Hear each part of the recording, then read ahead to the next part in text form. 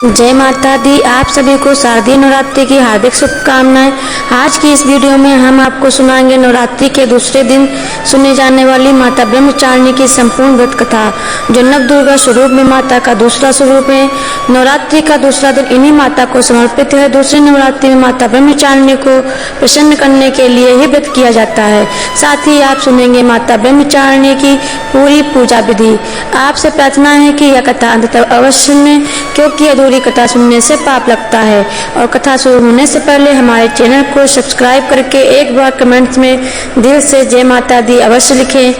माता ब्रह्मचारिणी नवरात्रि के दूसरे दिन इस कथा को सुन रहे सभी भक्तों पर अपनी विशेष कृपा बरसाएं।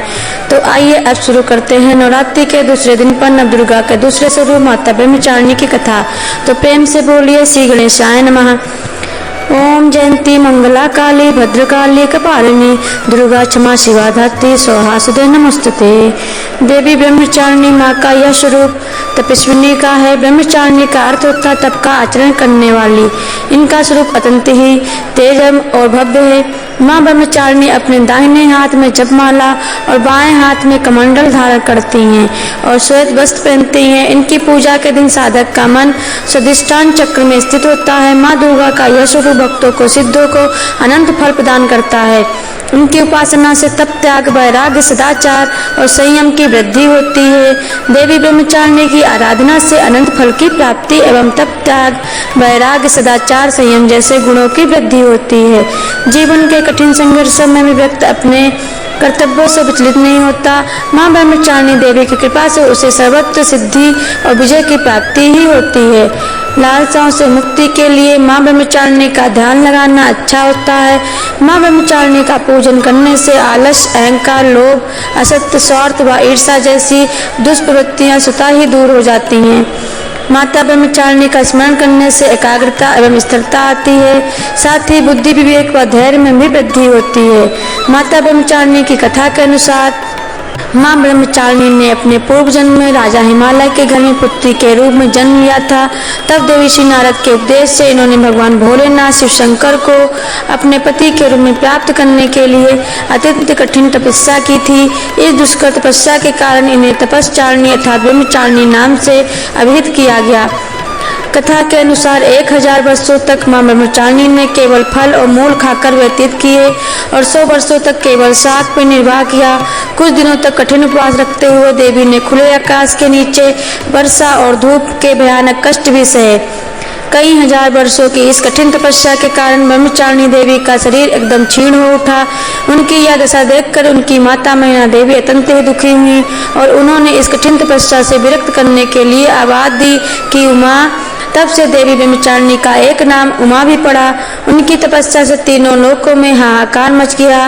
देवता, ऋषि, सिद्धगण सभी देवी ब्रह्मचारिणी की इस तपस्या को अभूतपूर्व पुण्यकृत बताते हुए उनकी सराहना करने लगे।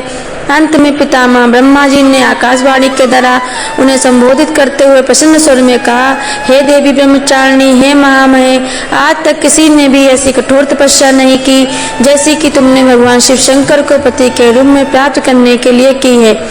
अतः तुम्हारी मनोकामना अवश्य परिपूर्ण होगी। भगवान चंद्रमौली आदि शिव शंकर तुम्हारे पति अवश्य होंगे। तुम्हारा भगवान शिव शंकर से विवाह अवश्य होगा।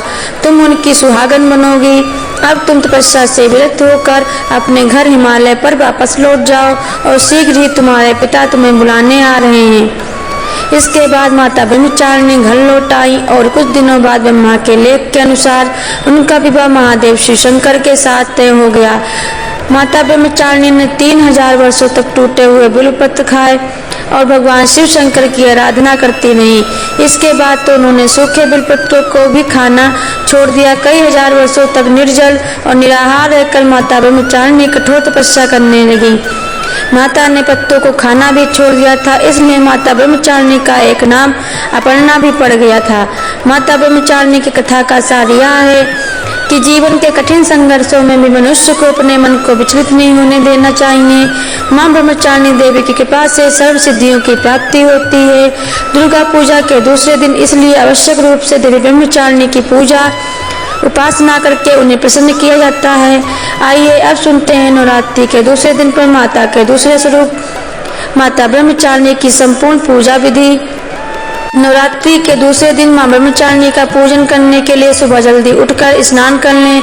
फिर पूजा के स्थान पर गंगा जल डालकर उसकी शुद्धि कर लें।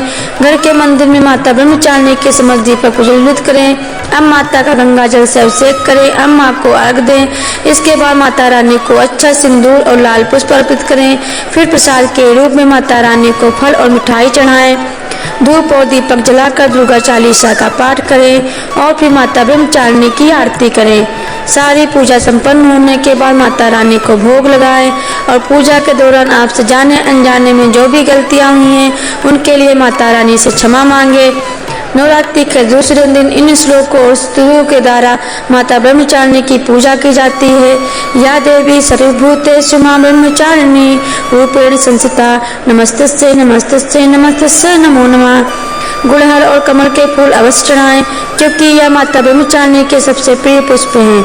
इसलिए उनकी पूजा के दौरान इन्हीं फूलों को देवी माँ के चरणों में अर्पित करें क्योंकि माँ को चीनी और मिश्री काफी पसंद है। इसलिए माँ ब्रह्मचारिणी को भोग में चीनी मिश्री पंचामृत का भोग लगाना सबसे ज्यादा शुभ और लाभदायक माना गया है। इन भोगों को लगाकर साधक माँ ब्रह्मचारिणी को सबसे ज्यादा आसानी से प्रसन्न कर सकते हैं।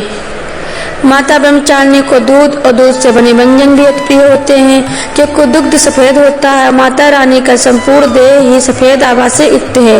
इसलिए आप माता रानी को नवरात्रि के दूसरे दिन पर दूध से बने व्यंजनों का भोग भी लगा सकते हैं और क्योंकि दूध को नवरात्रि के व्रत में पिया भी जा सकता है इसलिए आप माता रानी को चढ़ाए गए इस भोग को स्वयं भी पी सकते हैं। इन्हीं चीजों को अगर आप दान करते हैं तो माता ब्रह्मचारिणी आपसे और भी अधिक प्रसन्न हो जाती हैं।